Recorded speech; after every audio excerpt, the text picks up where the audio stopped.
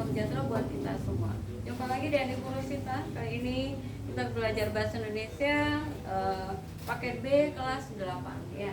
Materi terakhir kita adalah kemarin itu kita kisi-kisi ya, kisi-kisi. Nah sekarang Ibu akan memberikan ringkasan materi ya. Ringkasan materi kelas 8 tersebut apa aja? Ringkasan materinya ada 2, tentang pembahasan teks eksplanasi dan ada teks ulasan atau resensi. Kita bahas satu-satu ya. Teks eksplanasi adalah teks yang menjelaskan proses terjadinya sesuatu. Apa saja yang terjadi, bisa peristiwa, baik peristiwa alam, sosial, maupun budaya, dengan urutan sebab akibat atau proses ya. Oke, itu dia teks eksplanasi. Nah, tujuannya adalah menjelaskan mengapa dan bagaimana. Nah, dia intinya adalah mengapa dan bagaimana proses itu terjadi, bagaimana sesuatu itu terjadi. Terus yang kedua, tujuannya memberikan pemahaman ilmiah kepada pembaca. Apa saja ya, apa saja tentang eksplanasi itu yang terjadi, ada bencana alam kah atau apakah gitu. Oke, ciri-cirinya adalah yang pertama, menjelaskan fakta. Nah, fakta berarti kejadiannya nyata, apa adanya. Nah, terus ada sebab akibat. Sebab akibat di sini berarti menjelaskan ada sebab terjadinya banjir karena apa gitu. Karena banyaknya masyarakat yang suka membuang sampah sembarangan, itu akibatnya banjir ya. Kronologis berarti ada urutan waktu di sana, urutan kejadian. Nah, lalu menggunakan istilah ilmiah. Terus ada penjelasannya secara logis dan sistematis. Sistematis berarti maksudnya adalah berurutan. Nah, teks eksplanasi itu ada struktur dan kaidah. Nah, strukturnya adalah bagiannya ada 3. Ada pernyataan umum, ada deretan penjelas, ada interpretasi atau kesimpulan. Jadi pernyataan-pernyataan umum dinyatakan awal-awalnya bagaimana, lalu ada deretan penjelasnya apa saja, terus ada bagian kesimpulan nanti. Oke, itu dia. Terus kaidahnya ada 4. Kaidah yang pertama adalah konjungsi. Kalau konjungsi berarti lebih ke kata penghubung. Nah, kata penghubung apa saja yang digunakan? Kata penghubung kausalitas. Kausalitas berarti ada kata karena, ada sebab, ada akibatnya, sehingga ya. Tuh. Konjungsi yang kedua adalah konjungsi kronologis. Kronologis itu maksudnya adalah ada urutan waktunya. Misal kata kemudian, setelah itu, pada akhirnya. Nah, itu contoh beberapa contoh konjungsi kronologis. Nah, yang ketiga kaidahnya adalah istilahnya banyak kata istilah ilmiah.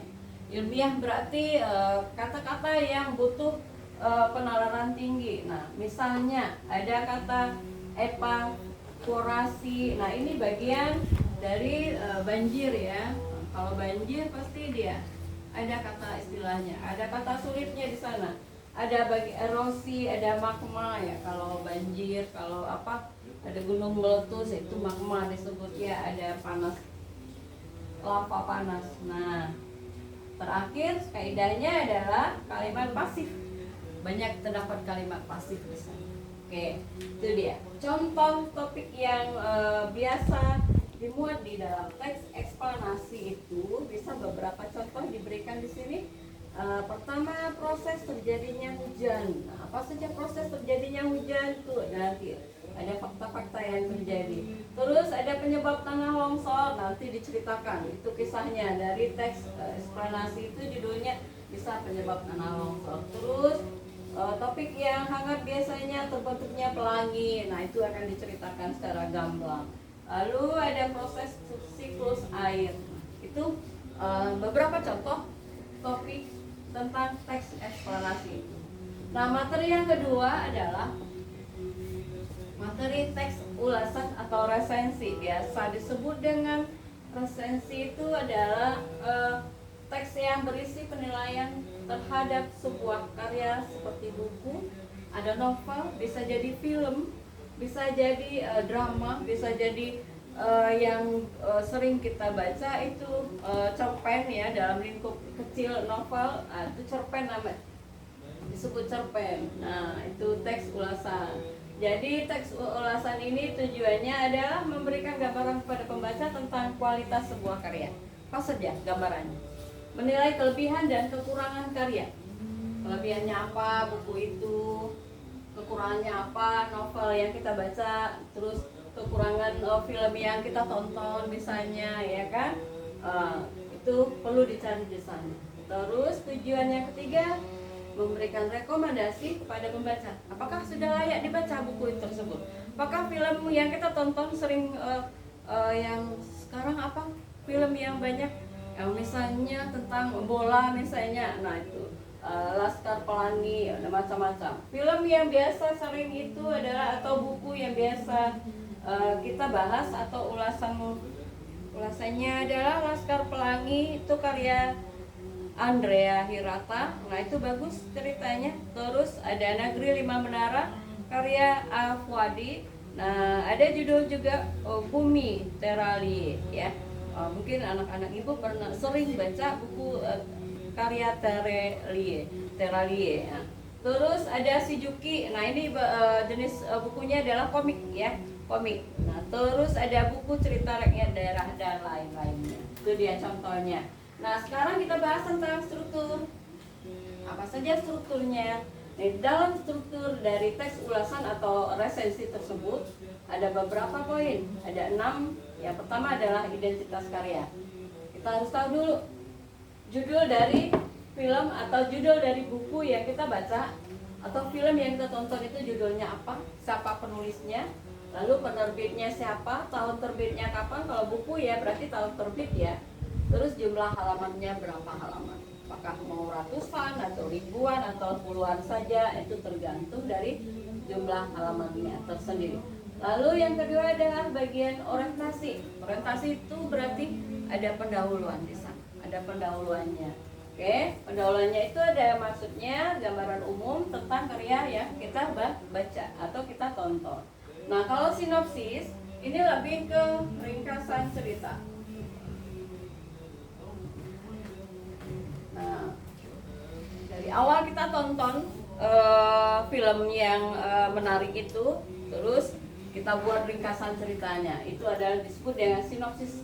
Nah, dari awal kita baca bukunya yang setebal, novelnya yang setebal gini, itu bisa jadi halamannya 200-an lebih. Nah, itu nanti pasti tahu, oh, ringkasan ceritanya ini loh. Nah, jika teman yang bertanya pasti kita dengan gampang jawabnya. Oh, cerita awalnya begini sampai akhirnya, oh, dia putus loh sama pacarnya, misalnya begitu. Oke, itu dia maksud dari sinopsis, ringkasan cerita.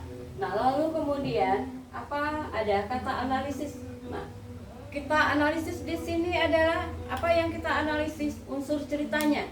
Mulai dari temanya apa yang, ya, temanya, alurnya bagaimana dalam cerita tersebut, terus latar-latar yang digunakan apa, terus kisahnya seperti apa, tokohnya siapa-siapa aja, oh, ada yang baik, ada yang jahat gitu tokohnya. Lalu nanti ada pasti kita bahas tentang amanat yang diberikan tuh apa, terus gaya bahasa yang digunakan apa. Nah, itu ada analisis. Lalu bagian evaluasi. Nah, evaluasi di sini ada penilaian karya tersebut. Apakah ada kelebihannya atau kekurangannya? Oh, buku ini kekurangannya ini loh, kelebihannya ini loh. Jadi kita tahu buku ini apakah layak dibaca, ya, dibaca, terus diperuntukkan untuk siapa? Apakah khusus bukunya untuk anak-anak kecil saja, untuk anak dewasa, untuk pelajar dan sebagainya, ataukah untuk umum, ya? Nah, ini apakah layak dibaca atau tidak? Terus setelah struktur, berarti kita harus tahu apa kaidah kebahasaan di dalam dari teks ulasan tersebut. Kaidah kebahasanya ada 3, ya.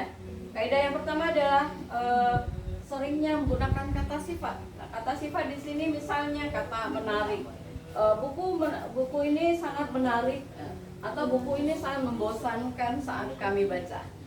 Terus buku ini kreatif sekali, ya. Jadi akhirnya kami senang membacanya, misalnya, itu kata sifat.